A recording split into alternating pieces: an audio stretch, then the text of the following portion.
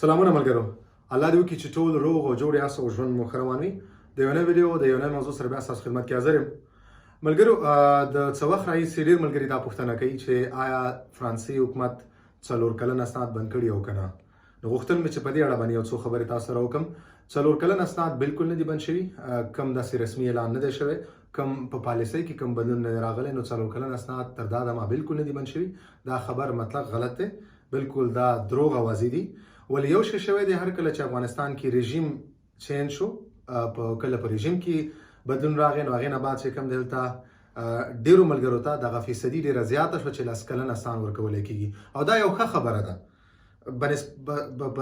بنسبت د دې چې موږ خفه شو په 4 کلن اسنادو باندې، باید موږ خوشحاله شو چې هغوی 10 کلن اسناد زیات کړي دي. ځکه چې 4 کلن اسنادو لپاره چې کوم دلایل وو، کوم هغې لپاره داسې دلیلونه وو چې تا له 4 کلن اسناد درکړي وو، هغه دلیلونه نن سبا کمزوري شوي. نو دې لپاره دوی غواړي چې 10 کلن اسناد ورکړي، او دا یو ښه خبره ده، دا ډېره ښه خبره ده. 4 کلن اسناد اوس هم دوی ورکوي، دا رسما بدل شوي نه دي. ولې په دې 4 کلن اسنادو چې کوم ورکولو کومه فیصدي وه هغه راکمه شوې ده، او دوی 10 کلن اسناد ورکول چې کوم دي هغه زیات شوي دي. او دا د افغانانو لپاره یو ښه خبر دی، دا یو مثبت خبر دی چې تاسو ته اوس 10 کلن اسناد درکوي، تاسو ته فول ریفیوجي سټیټس درکوي. نو دا یو ښه خبر دی. اکثرا ملګري دا پوښتنه کوي او په دې په اړه باندې ډېر زیات تشویش کړي. زه په دې نه پوهېږم چې دوی ولې په دې خفه دي چې ولې 4 کلن اسناد نه ورکوي. که چېرې تاسو ته 10 کلن اسناد درکوي، نو تاسو خوشحالېدل پکار دي، تاسو فول ریفیوجي سټیټس اخلئ، او دا یو ښه خبره ده. اوس نن سبا چې کوم دی افغانانو ته چې کله اسناد ورکوي، نو 10 کلن اسناد ورکوي، چې دا یو ډېر ښه خبر دی.